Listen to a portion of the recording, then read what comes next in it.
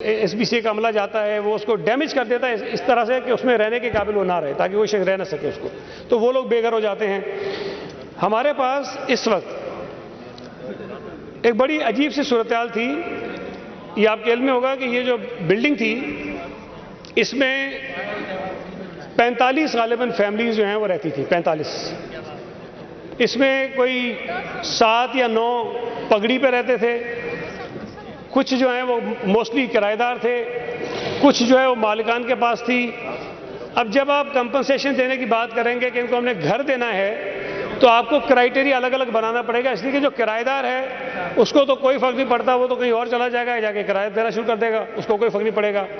हमें देखना है उनको, जो वहाँ रहने वाले जो लोग हैं, जो फैमिलीज अपार्टमेंट्स में रहती है, जो मालिक हैं उनके, जिन्होंने ख़रीद दिया है, या वो फैमिलीज जिन्होंने आज से 20 साल 25 साल पहले इसमें जो है वो 20 साल 25 साल पहले उन्होंने पगड़ी की एक अमाउंट दे दी थी लमसम, और उसके बाद नॉमिनल सा रेंट देते हैं। अब कानूनी तौर पे हम रास्ता तलाश कर रहे हैं कि अगर वो हम बिल्डिंग बिल्कुल तोड़ देते हैं तो वारे न्यारे तो हो जाते हैं उस बिल्डर के या उस मालिक के जिसकी वो ज़मीन होती है। अब उसमें सारी तैयारियां हो रही हैं, मुख्तलिफ उसमें मराइल हैं, कानून साजी भी सोच रहे हैं कि ज़रूरत पड़ी करेंगे, कमेटीज़ बनाई गई हैं कि इसका कोई वे आउट निकाला जाए कि उन फैमिलीज़ को किस तरह से हम इस तरह कंपनसेट करें कि कुछ तो जो मालिक को मिल रहा है उसमें से लें, और कहीं अगर गवर्नमेंट को कोई डालना पड़ेगा हम डालें। फौरी तौर पर हम क्या कर रहे हैं, फौरी तौर पर ये कर रहे हैं कि जो फैमिलीज़ बेघर होंगी उनको हुकूमत जो है वो 3 महीने के लिए किराया देगी, चाहे वो किराएदार हो उसको भी देंगे, चाहे वो मालिक हो उसको भी देंगे, चाहे वो पगड़ी पे रहता है उसको भी देंगे। पहले ये 20,000 रुपये पर मंथ हुआ था, और अभी पिछले दिनों जब सीएम साहब से हमने गुजारिश की कि ये कम है तो उन्होंने इसको 30,000 कर दिया, और ये 3 महीने अभी हमने कहा है, लेकिन अगर ज़रूरत पड़ी तो इसको 3 महीने से मजीद इजाफा भी कर देंगे, ताकि ये लोग कम से कम अपना कोई घर लेके उसमें रहना तो शुरू कर दें, और उसके बाद हम इनका कोई ना कोई अरेंजमेंट करें। जब ये वाक़या हुआ लियारी का, फौरी तौर पर ज़ाहिर बेचारे कुछ तो लाशें दबी हुई थी, कुछ लोग बचे हुए थे। उस वक्त जो हमारी वहाँ एडमिनिस्ट्रेशन थी उन्होंने उन फैमिली से रब्ता किया, उनको ऑफर्स की कि हमारे पास कुछ स्कूल्स हैं, फौरी तौर पर आप वहाँ जा सकते हैं, कुछ कम्युनिटी सेंटर्स हैं वहाँ जा सकते हैं, और कुछ उस इलाके के अंदर होटल्स हैं हम वो खाली करा लेते हैं, उनके कमरों में आपको रख लेते हैं, जो जहाँ कंफर्टेबल हो हम उसको वहाँ रखेंगे। लेकिन जो अक्सरियत थी वो अपने अजीज़ों के यहाँ की फैमिली जाने वाले इस तरह से वहाँ पे शिफ्ट हो गए। हम उनसे राब्ते में रहे, उनके मुतल्लिका जो उन्होंने अपने नुमाइंदे रखे थे उनसे राब्ते में रहे, और आज भी राब्ते में हैं। और डिप्टी कमिश्नर ऑफिस में एक परमानेंट वहाँ ऑफिस बना दिया गया। लियारी टाउन के ऑफिस में उस वक्त एक डेस्क बनाया गया ताकि जितने फैमिलीज़ मुतासर हो रही हैं उनका पूरा डेटा हम लिखें, उनकी फैमिलीज़ की पूरी तफसीलात हमारे पास हों, ताकि जब हम पैसे उनको दें सरकार की तरफ से तो हमारे पास पूरा एक रिकॉर्ड मौजूद हो। तो वो सारी तैयारियां हमने की, और वो इंशाअल्लाह ताला कोशिश करके हम करेंगे। लेकिन मैं फिर कह रहा हूँ कि ये सिर्फ 45 फैमिलीज़ की बात नहीं है, ये जो अभी 325 फैमिलीज़ का नंबर हमारे पास है ये सिर्फ उनकी बात नहीं है। ये जब पूरे सूबे में कार्रवाई होगी तो शायद ये फैमिलीज़ जो हैं वो हज़ारों में चली जाएंगी, और हमारे लिए ये मुमकिन नहीं होगा कि हुकूमत सिंध कोई अलग से घर उनको बना के दे दे।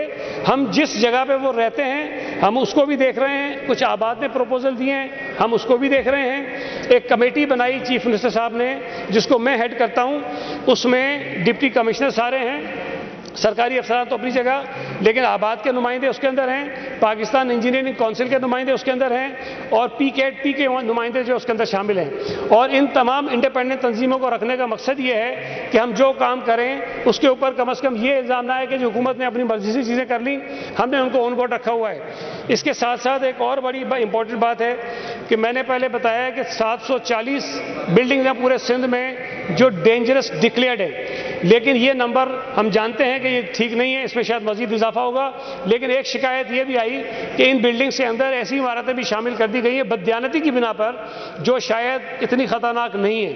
हमने तमाम डिस्ट्रिक्ट्स जो डीसीज़ हैं उनकी सरबराही में कमेटीज़ बनाई, ये जो इंडिपेंडेंट इदारे हैं इनके नुमाइंदे उसमें रखे, और इनको ये काम दिया कि वो अपने ज़िलों में जो डिक्लेयर डेंजरस बिल्डिंगें हैं उनको एक मरतबा दोबारा रिव्यू करें और अगर कोई ऐसी इमारतें हैं जो ठीक हैं, रहने के काबिल हैं, जिनको मरम्मत की जा सकती है, उसको आइडेंटिफाई करें, और जो तोड़ने जैसी हैं उनको अलग से आइडेंटिफाई करें। तो वो बददियानती वाला फैक्टर अगर कहीं होगा तो हम उसको भी एड्रेस कर रहे हैं। बहुत सारी चीज़ें हम साथ साथ करते जा रहे हैं। जैसे मैंने पहले बताया, कानून साजी करने जा रहे हैं, उस पर काफ़ी तेज़ी कर ली है। जो इलीगल कंस्ट्रक्शंस हो रही हैं उसके खिलाफ ऑपरेशन तेज़ कर दिया है। उसको मजीद तेज़ लाने के लिए ये आउटसोर्स करने जा रहे हैं, थर्ड पार्टी के थ्रू जो है डिमोलिशंस कराएंगे। बहुत सारी चीज़ें FIRs करवाने जा रहे हैं बिल्डर्स के खिलाफ मजीद। तो उम्मीद है कि हम आइंदा आने वाले दिनों में आपको काफ़ी इसमें तेज़ी नजर आएगी और ये जो काम हो रहा है उसको हम रोकने में कामयाब हो जाएंगे। एक मैं सिर्फ गुजारिश करूंगा, आप तमाम मुंतखब नुमाइंदे हैं पूरे सूबे के, आप ये बात तमाम लोगों तक पहुंचाएं। हमने अखबार में इश्तिहार भी दिया है, हम इसकी ऐप भी बनी हुई, शायद ऐप भी हमारी है, टेलीफोन नंबर भी दिया है, वेबसाइट भी है, हर तरह से सहूलत मौजूद है कि आपको कहीं कोई इमारत ऐसी नज़र आती है जो ख़तरनाक है, जो SBCA की नज़र से रह गई है, बराए मेहरबानी उसकी इत्तला करें ताकि हम उसको जाकर चेक करें, देखें अगर वो ख़तरनाक है तो उसमें रहने वाले लोगों की हम जान बचाएं। देखें, आप बात करते हैं, इसका एहसास हमें भी है कि लोगों की छत चली जाती है, बिल्कुल चली जाती है, लेकिन हमारे पास क्या चॉइसेस हैं? या उनको उस खतरनाक छत के नीचे रहने दें जिसमें खुदा न खास्ता उनकी जान चली जाए, या उनकी जान बचाएं, उनकी छत ले लें और छत का कोई और बंदोबस्त करने की कोशिश करें। तो मेरा ख्याल है जान बचाना ज़्यादा ज़रूरी है। जान बचेगी, जिंदा रहेंगे तो छत शायद वो खुद भी बना लेंगे, हम भी उनकी मदद कर लेंगे। बहुत शुक्रिया।